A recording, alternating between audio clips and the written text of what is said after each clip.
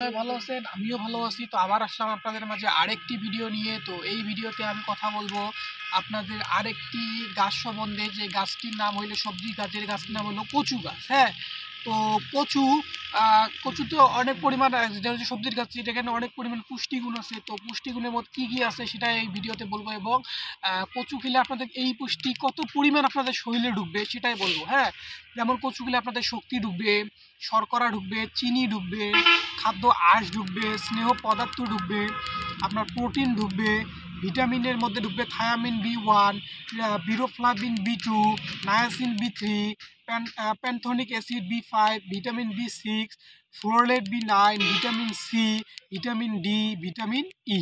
এগুলো আপনাদের ভিটামিনে ঢুকবে। এবং খনিজের মধ্যে ঢুকবে আপনার হলো ক্যালসিয়াম, লৌহ, ম্যাগনেসিয়াম, ম্যাঙ্গানিজ, ফসফরাস, পটাশিয়াম আর জিঙ্ক। এগুলো আপনার ধরেন খনিজের মধ্যে ঢুকবে।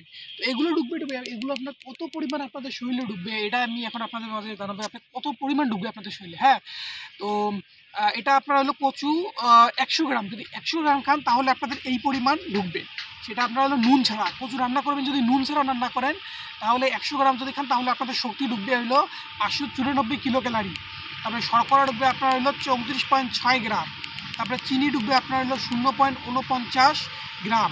তারপরে হলো খাদ্য আঁশ ঢুকবে আপনার হলো 5.1 গ্রাম।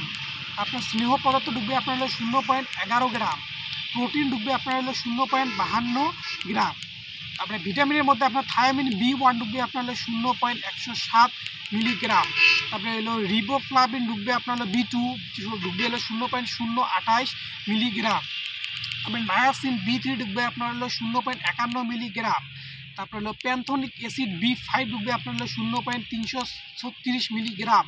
তারপর আপনার হলো ভিটামিন B6 ঢুকবে আপনার হলো 0.331 মিলিগ্রাম। ফ্লোরেট B9 ঢুকবে আপনার হলো আপনার ঢুকবে হলো 19 মাইক্রোগ্রাম। তারপর আপনার হলো ভিটামিন সি ঢুকবে আপনার হলো 5 মিলিগ্রাম। ভিটামিন ডি ঢুকবে আপনার হলো 1.2 মাইক্রোগ্রাম। তারপরে ভিটামিন ই ঢুকবে আপনার হলো 2.93 মিলিগ্রাম। তো খনিজের মধ্যে আপনার ক্যালসিয়াম ঢুকবে হলো 18 মিলিগ্রাম। লৌহ ঢুকবে আপনার হলো 0.72 মিলিগ্রাম। ম্যাগনেসিয়াম ঢুকবে আপনার হলো 30 মিলিগ্রাম। ম্যাঙ্গানিজ ঢুকবে আপনার হলো 0.449 মিলিগ্রাম। ফসফরাস ঢুকবে আপনার হলো 76 মিলিগ্রাম।